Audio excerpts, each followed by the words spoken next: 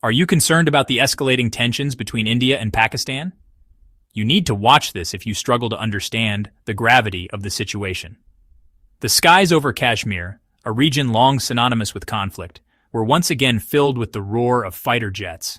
This time, however, it was the Indian Air Force that launched a series of airstrikes against targets within Pakistan, marking a significant escalation in tensions between the two nuclear-armed neighbors. The strikes, which India claims were aimed at terrorist infrastructure, came in the wake of a deadly attack in Indian-administered Kashmir, pushing the region to the brink of a full-blown war. The situation remains fluid, with conflicting reports emerging from both sides. India maintains that its strikes were precise and targeted only terrorist training camps, while Pakistan denies the existence of such camps in the targeted areas. The international community has expressed deep concern over the escalating violence, urging both India and Pakistan to exercise restraint and engage in dialogue.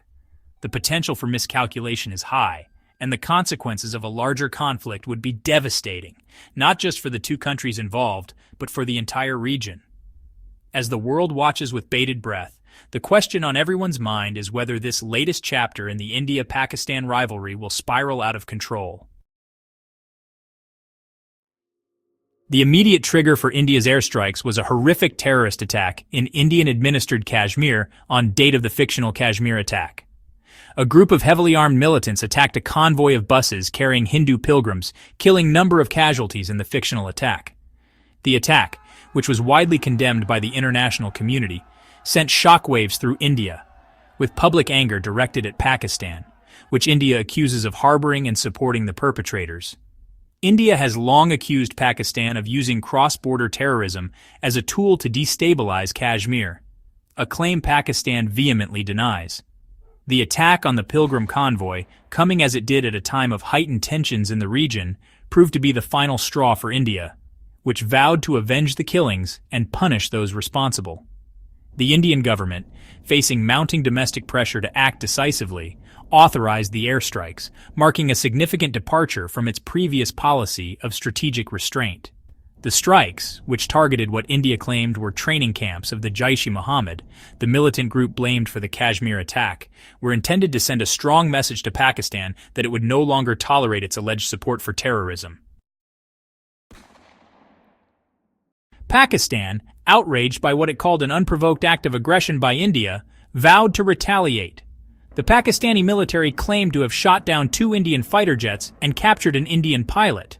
India confirmed the loss of 1 aircraft, but denied any pilots were captured. The conflicting claims fueled tensions, raising fears of an all-out war. Pakistan targeted Indian military installations along the line of control, escalating the situation. The exchange of fire resulted in civilian casualties on both sides, deepening the crisis. Section 4. The world reacts, calls for calm and restraint. The international community watched with growing alarm as the situation on the India-Pakistan border spiraled. World leaders issued urgent calls for restraint and dialogue.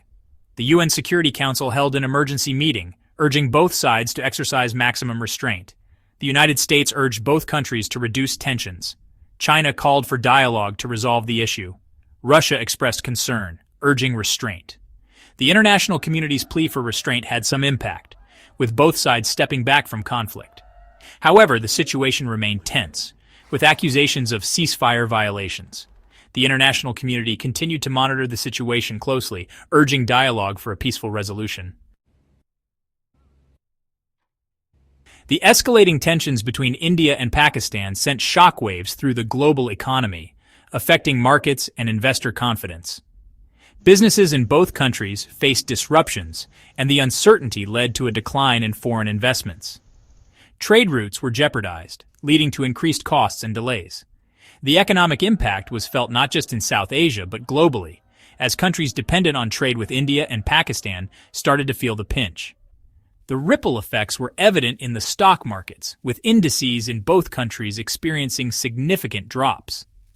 Local businesses struggled to cope with the sudden changes, and the common people bore the brunt of the economic instability. The cost of living began to rise, and essential commodities became more expensive. The economic uncertainty added another layer of tension to an already volatile situation. The conflict between India and Pakistan is deeply rooted in a troubled history that dates back to their partition in 1947.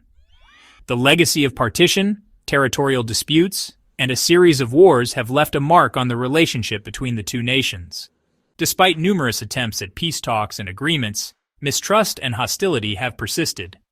The line of control remains a flashpoint, with frequent skirmishes and accusations from both sides. The nuclear capabilities of both countries add a dangerous dimension to the conflict, raising fears of a potential nuclear confrontation. As the future remains uncertain, the international community continues to urge both countries to find a peaceful resolution. The path to lasting peace is fraught with challenges, but dialogue and diplomacy offer the best hope for a stable and prosperous future for both India and Pakistan.